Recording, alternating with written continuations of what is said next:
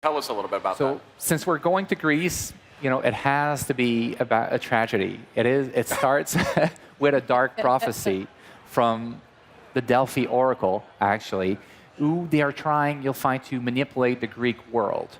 Then you are part, I don't want to spoil the story for anyone, but you are part of this prophecy and you get cast out of Sparta. So we meet with our characters 17 years later, and they receive a mysterious contract.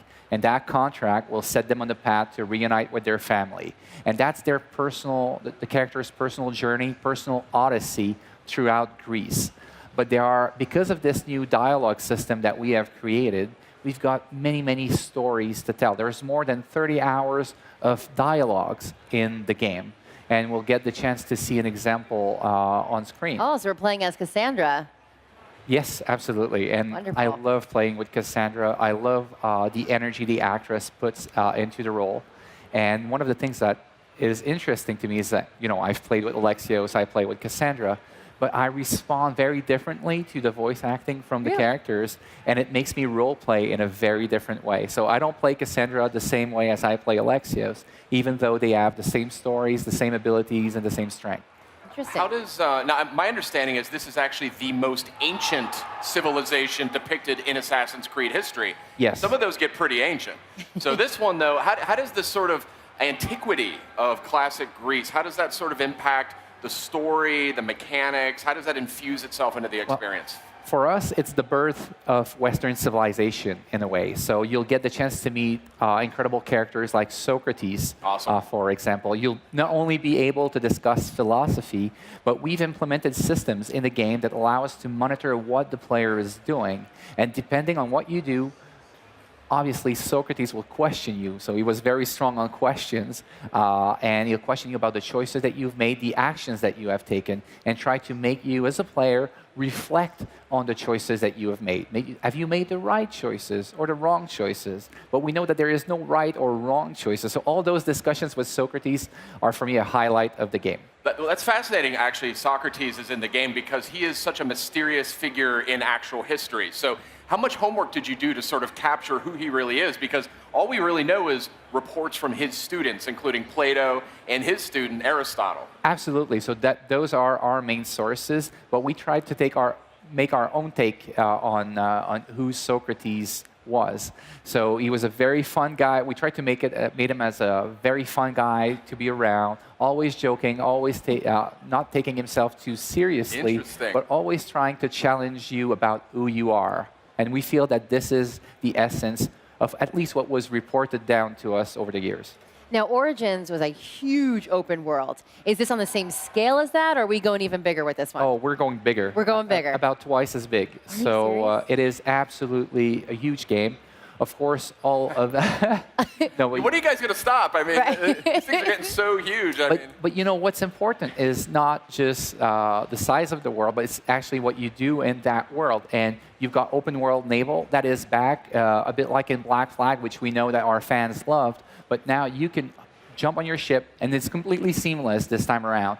There is absolutely no loading. Whether you enter or exit a city, you can go on your boat. Awesome. We've got boarding that is back as well. We can, one of the cool things that you can do is that you can cleave a ship in half. If you've got enough speed, you'll just ram into it, and the ship will break in two. People will fall off. You'll see sharks come in and eat them. So, and the other cool thing that you can do in a boat that you absolutely have to try out is you can Sparta kick people off boats. So that is an iconic move, and then you can just see the shark come in for the final kill to help you. Is Sparta sort of an influence in the game?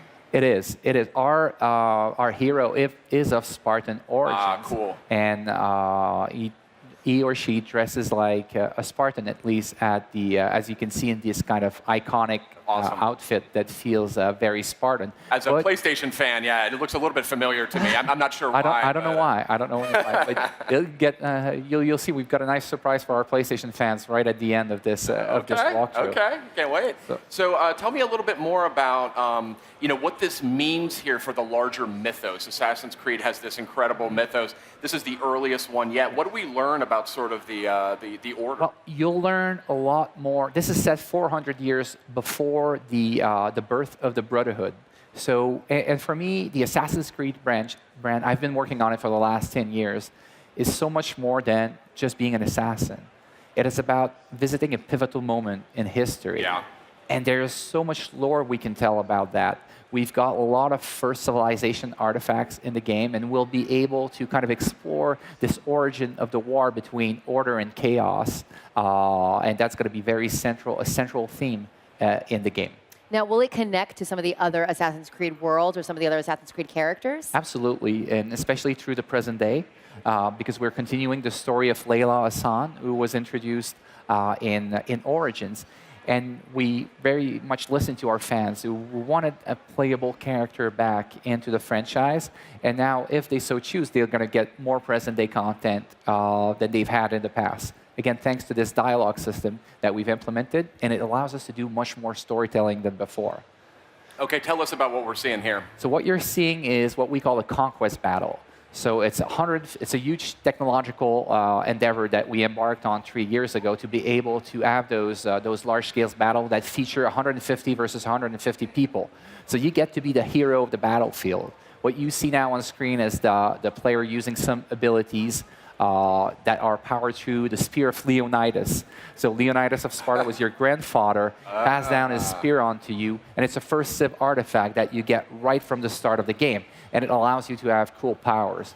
And now the player is going to fight Diocles. So, and it's very, very physical in terms of combat. You can see he has blunt weapons, and he's a very tough enemy for the player to fight.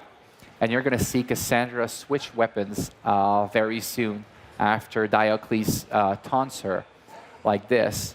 And this is definitely one of my favorite weapons when you're going to see her switch to it.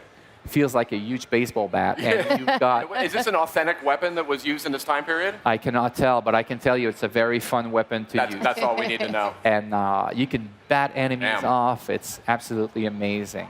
And you'll see in this kind of montage here that the game has so many things to offer. If you look closely, and I encourage our fans to look at There's the sharks. Wow, that looks You see great. the sharks. You'll see a hint of present day and something very, very cool at the end. Okay. For PlayStation fans. I am staring at this real hard. Look for the clues. Look for the clues. Look for it. It's coming. It's coming.